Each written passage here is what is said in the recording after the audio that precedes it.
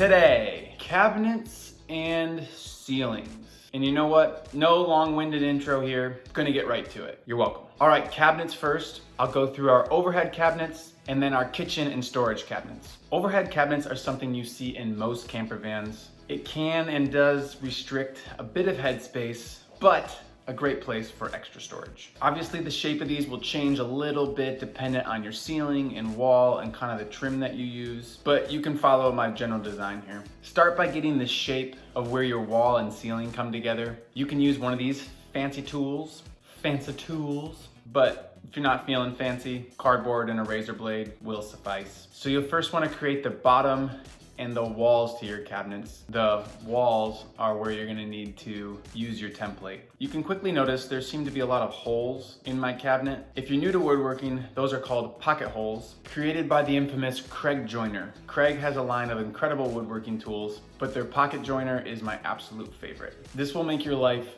so much easier in this woodworking project. It'd be like, I don't know, an analogy, walking to work versus taking a helicopter. That was not a great one. Using a campfire to cook a hot dog versus a microwave. Still not great. My analogy game is not on today. Just take my word for it and get one of these. Stupid squeaky chair. After you finish the bottom and wall separators, you can move to making a frame for the front of your cabinets. This frame is obviously where you will attach the cabinet doors. We created our cabinet doors with poplar. Some people pronounce it poplar. That's like the people that pronounce finance. They're probably right, they just sound silly. Moving on, poplar is still a soft wood, but stronger and smoother than pine. I will say, make sure you buy your hinges before making your doors. Hinges call for different levels of measurements and might even call for a special bit like this. This is called a Forstner bit. After you put everything together and throw a little paint on, or don't paint, you do you get to install them. This is where the pocket holes come in handy. I'll highly recommend that you make sure to screw not only into the ceiling, but also into the wall. This just gives you a lot of extra support. I didn't show the build of this other piece, but it's essentially the wall cabinet / bookshelf that goes above our kitchen countertop. I really like how this turned out. I inset it a little bit to give us a little more headspace, and the bookshelf creates kind of a homey vibe. We even made sure to install some under cabinet lights. All right, the last part to our overhead cabinets is attaching the door frames. But before we do that, we have to install our cane webbing. If you like this cane webbing, props go to one, my wife for her design eye, and to www.franksupply.com, where we purchased the webbing. I will say this is not the technical way to put in cane webbing. You can do research on that later, but this seemed to work for us fine. We then installed all of the doors, screwing in hinges and making sure it works. Pretty self-explanatory. So we're gonna speed through this and move to kitchen cabinets. All right, I'm not gonna dive too deep into the details of cabinetry making. You can do a quick YouTube search and find all kinds of stuff. And by stuff, I mean professionals who know how to make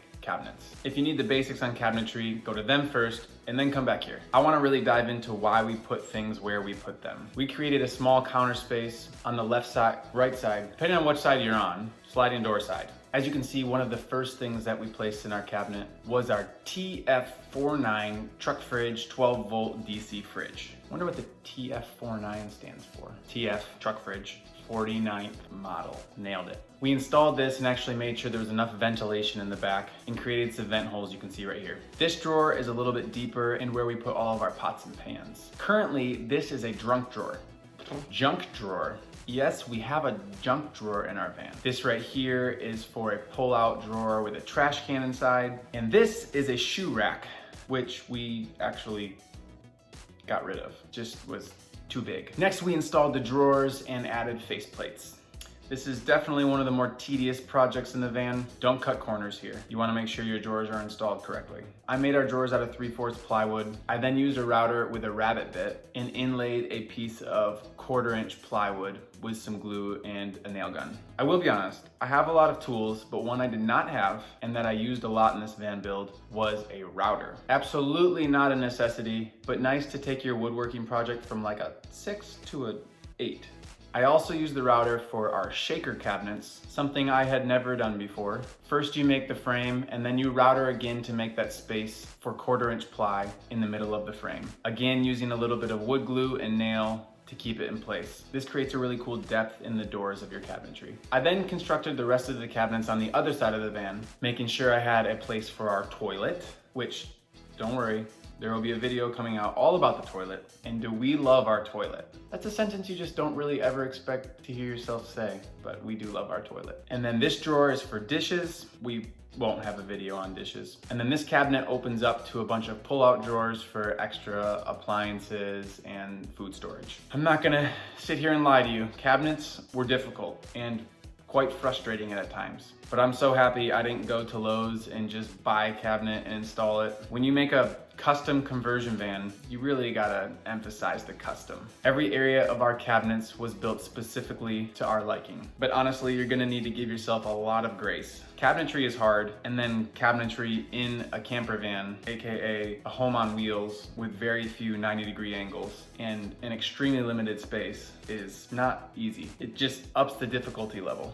but worth it. Lastly here, you'll see me installing butcher blocks on both of our countertops. We got this from Home Depot for a fairly affordable price. After cutting them to size and making sure we had correct holes for our sink and stove, we fitted them for the install. Some areas we used a dab of glue, but other than that, it's pretty much just screws directly from underneath the cabinets into the butcher block. All right guys, knowing what I know, what would I keep, what would I change? I just said this about 30 seconds ago in this video, but I loved how we did custom cabinets. You see some people go out and buy cabinets and install them, but I can almost guarantee they're not getting exactly what they want.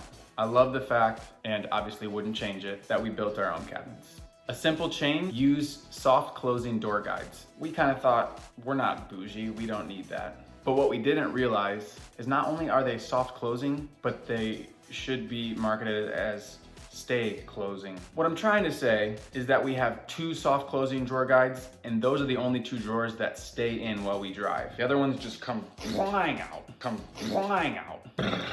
So we've had to get creative with solutions on that. All right, cabinetry, check. Over to ceilings.